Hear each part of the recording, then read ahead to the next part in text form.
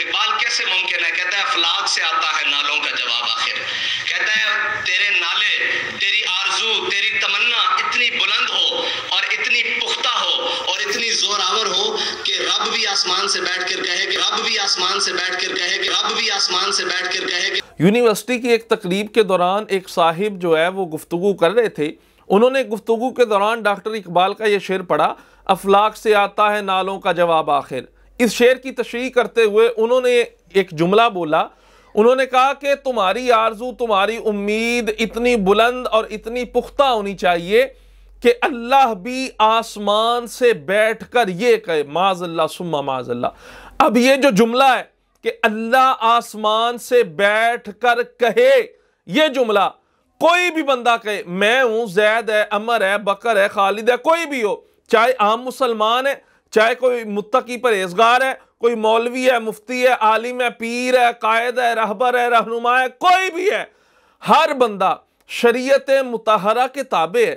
شریعت مطہرہ کی حدود شرع کی جو باؤنڈری کراس کرے گا، وہ کوئی بھی بندہ ہو، عام ہو چاہے خاص ہو، مذہبی رہنما ہو یا کوئی سیاسی رہنما ہو، کوئی بھی بندہ جب شریعت مطہرہ کی باؤنڈری کو کراس کرتا ہے اور پھر اس پر توبہ، رجوع، ندامت نہیں کرتا تو اس کے لیے شرمندگی کے علاوہ اور کچھ نہیں ہے. یہ تو نہیں نہ ہو سکتا کہ کوئی قائد ہے، اس کے لیے شریعت مطہرہ کا حکم جدا ہو. میں ہوں، میں مولوی ہوں، میرے لیے شریعت مطہرہ کا حکم جدا ہے. اگر کوئی عام مسلمان جو ہے کوئی جملہ بولے، اس کے لیے شریعت مطہرہ کا حکم سخت ہوتا ہے. کوئی مولوی، پیر، قائد، رہبر، رہنما کوئی جملہ بولے، اس کے لیے ذرا حکم نرم ہوگا. ایسی بات نہیں ہے. ہم سب شریعت مصطفیٰ کے تابع ہیں. یہ جملہ جن صاحب کی طرف سے بولا گیا ہے، تقریباً 2 ہفتے کا وقت گزر چکا ہے، ابھی تک ان کی طرف سے کوئی رجوع سامنے نہیں آیا. اب دیکھیے، غلطی جو ہے ہر انسان سے ہو سکتی ہے. غلطی ہونا یہ کوئی بڑی بات نہیں ہے، اور غلطی پر ندامت نہ ہونا، غلطی پر رجوع نہ ہونا، یہ بات بڑی تشویشناک ہے. کاش آپ کے ساتھ کوئی ایسے علماء ہوتے، مفتیان کرام آپ کی صحبت میں بیٹھتے، آپ اپنے ساتھ علماء کا، مفتیان کرام کا ایک پینل اگر ہمیشہ رکھیں تو یہ جو ایسی غلطیاں ہیں، غلطی ہو جاتی ہے انسان سے، کوئی بڑی بات نہیں ہے، مگر ابھی تک اس پر رجوع نہ آنا اور اتنا بڑا جملہ کہنا معاذ اللہ ثم معاذ اللہ کہ اللہ عرش سے بیٹھ کے یہ کہے کہ میرا بندہ یہ جس رستے پہ چل رہا ہے.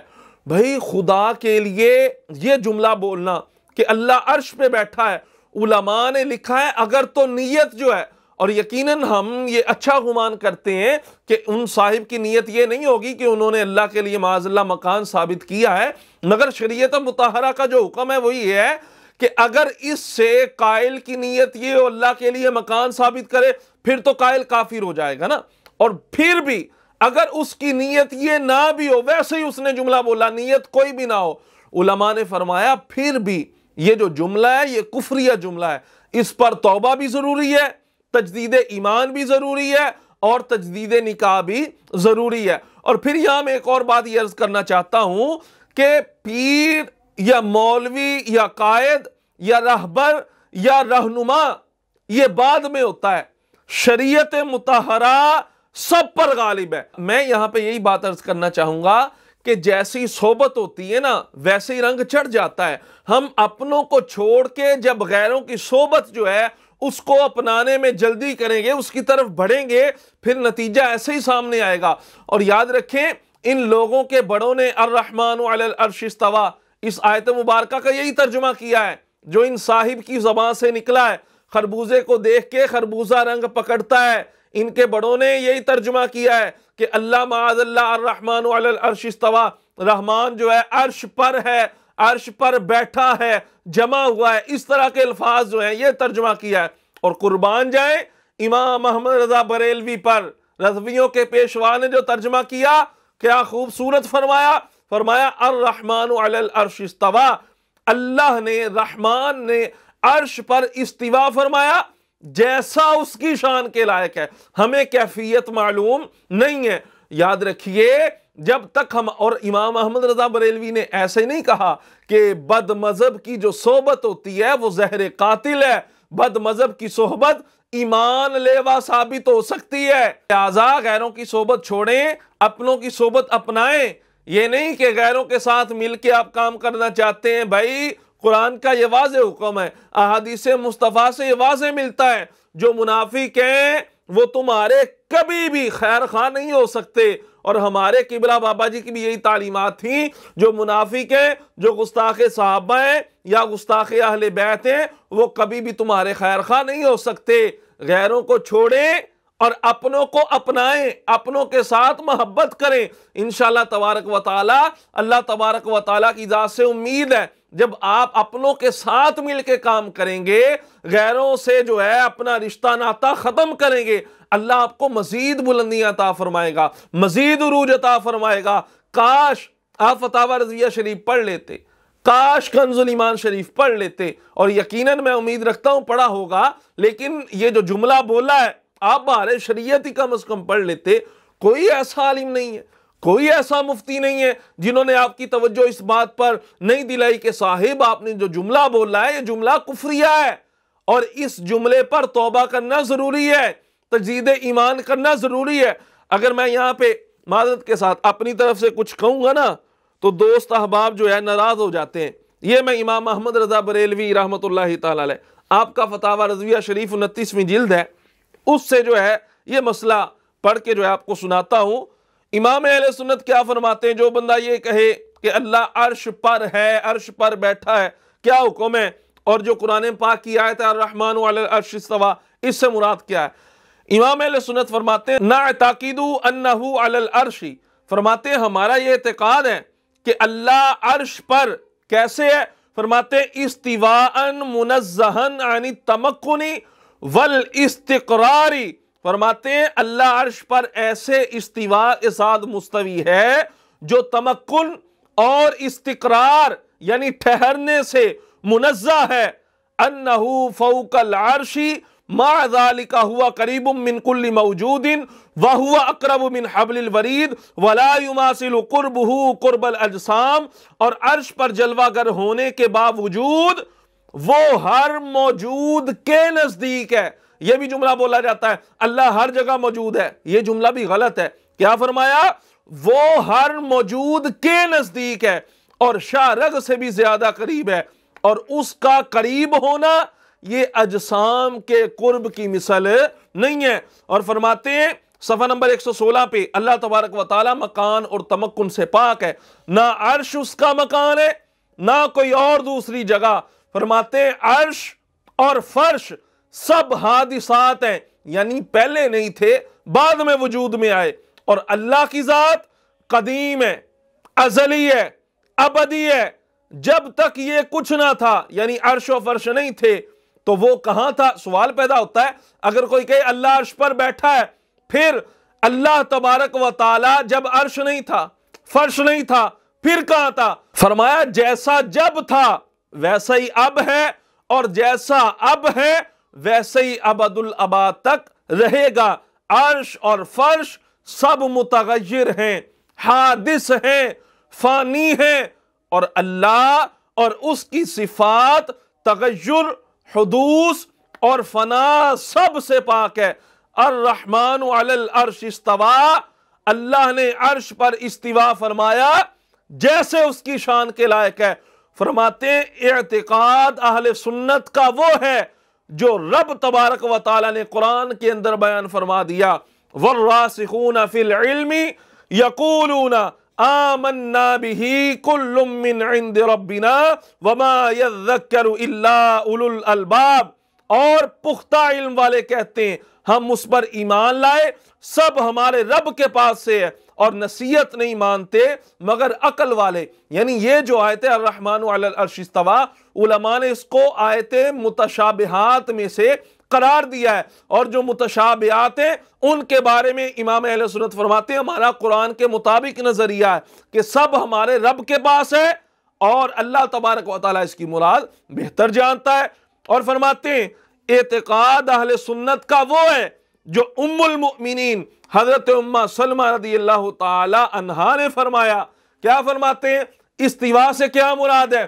معاذ اللہ اللہ عرش پہ بیٹھا ہے؟ نہیں، بلکہ مراد یہ ہے الاستواء معلوم والکیف مجہول والایمان بہ واجب والسؤال عنہ بدعۃ۔ فرماتی ہیں استوا تو معلوم ہے، اللہ نے استوا فرمایا، کیسے فرمایا؟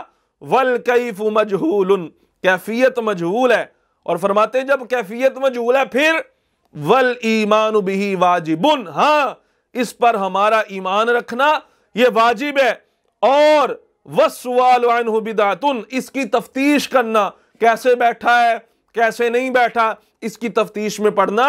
حضرت ام سلمہ فرماتی ہیں ہمارا بھی یہی موقف ہے، اس کی کیفیات کے بارے میں زیادہ پوچھ گچھ کرنا یہ گمراہی ہے۔ پھر سوال یہ پیدا ہوتا ہے کہ استوا کا جو لفظ آیا قرآن میں الرحمن علی العرش استوا، کئی جو ہے نا اپنے قائد رہبر اور رہنما کی جو ہے وہ طرفداری کرتے ہوئے معاذ اللہ شریعت مطہرہ کو پیچھے چھوڑ دیتے ہیں۔ استوا رب نے جب فرمایا پھر کیا مطلب ہے؟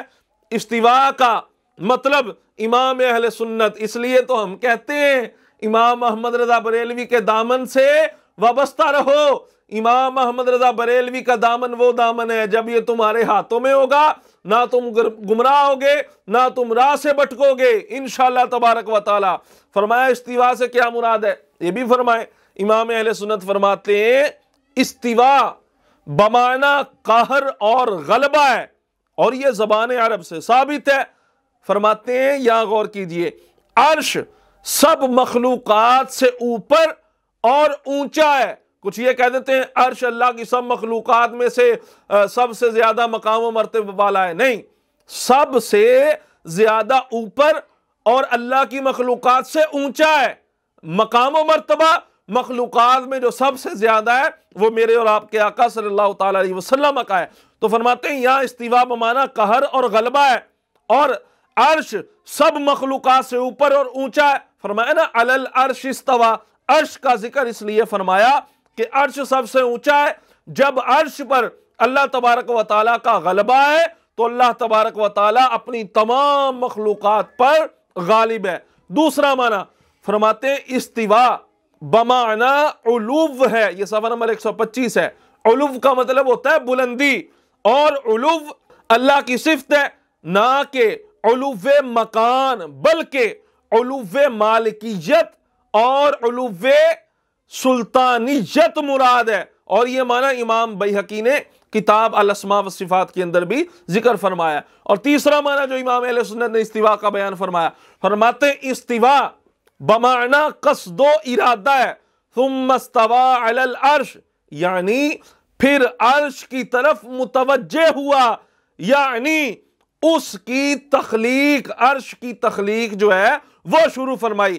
اس معنی کو نقلہ الامام جلال الدین السیوطی فی الاتقان، امام جلال الدین سیوطی نے اس کو اتقان کے اندر بیان فرمایا ہے۔ اگلی بات، چوتھا معنی جو امام اہل سنت میں فرمایا، فرماتے ہیں استوا بمعنی فراغ اور تمامی کار ہے، یعنی سلسلہ خلق پیدائش کو عرش پر تمام فرمایا، مکمل فرمایا۔ اور پھر امام اہل سنت فرماتے ہیں کہ قرآن عظیم میں یہ استوا 7 جگہ پہ مذکور ہوا ہے، اور 7 جگہ استوا کا ذکر آسمان اور زمین کے ساتھ ہے، جیسے سورہ اعراف اور سورہ یونس کے اندر اللہ نے ارشاد فرمایا ان ربکم اللہ الذی خلق السماوات والارض فی 6 ایام ثم استوى علی العرش۔ اسی طرح سورہ رعد میں فرمایا، اسی طرح سورہ طٰہٰ، سورہ فرقان، سورہ رعد، یہ سب جگہوں پر اللہ تبارک و تعالیٰ نے جہاں استوا کا ذکر فرمایا، ساتھ زمین اور آسمان کا ذکر بھی فرمایا۔ تو امام علیہ سنت فرماتے ہیں یہاں پر معنی یہ بنے گا کہ اللہ تبارک و تعالیٰ نے استوا بمعنی فراغ اور تمامی کار ہے، یعنی سلسلہ خلق پیدائش کا جو سلسلہ ہے اللہ نے عرش پر تمام فرما دیا۔ اور آخر میں امام علیہ سنت نے بڑی پیاری دلیل دی، اور جزء لا یتجزا کی بھی بڑی خوبصورت بات۔ اب جزء لا یتجزا یہ تو سمجھ میں آنے والا نہیں ہے، اس لیے میں جزء لا یتجزا کی بات میں نہیں پڑھتا۔ یہ ایک بات بڑی خوبصورت ہے، امام علیہ سنت کا آپ رسالہ قوارع القہار پڑھیں نا، پورا آپ نے رسالہ باقاعدہ اس بات پہ لکھا ہے الرحمن علی العرش استوى، اس کا مطلب کیا ہے؟ آپ فرماتے ہیں یہ دیکھیے مولا تعالی اگر عرش پر چڑھا بیٹھا ہے تو اس سے اتر سکتا ہے یا نہیں اتر سکتا؟ 2 ہی صورتیں۔ اگر کوئی یہ کہ اللہ عرش پہ بیٹھا ہے، 2 ہی صورتیں، عرش پر بیٹھا ہے تو اس سے اتر سکتا ہے یا نہیں اتر سکتا؟ اگر نہیں اتر سکتا تو عاجز ہوا، اور جو عاجز ہوتا ہے وہ خدا نہیں ہوتا۔ کتنی پیاری دلیل دی۔ اور فرماتے ہیں ہاں اگر یہ مانے کہ عرش سے اتر سکتا ہے تو اگر عرش سے اترے گا، عرش سے نیچے ہوگا تو اس کا اسفل ہونا بھی ممکن ہوا، اور جو اسفل ہوتا ہے، اسفل کا مطلب ہوتا ہے نیچا ہونا، اور جو اسفل ہوتا ہے وہ خدا نہیں ہو سکتا۔ خدا کی شان تو ہے اکبر ہونا، اسفل ہونا یہ خدا کی شان ہی نہیں ہے۔ تو اس لیے یہ ماننا پڑے گا، مانا یہی ہے الرحمن علی العرش استوى، رحمان نے عرش پر استوا فرمایا۔ کیسے؟ جیسے اس کی شان کے لائق ہے۔ ہمارا بس اس پہ ایمان ہے۔ اللہ نے استوا فرمایا، کیفیت کیا ہے؟ کیفیت اس کی معلوم نہیں ہے، کیفیت اس کی مجہول ہے۔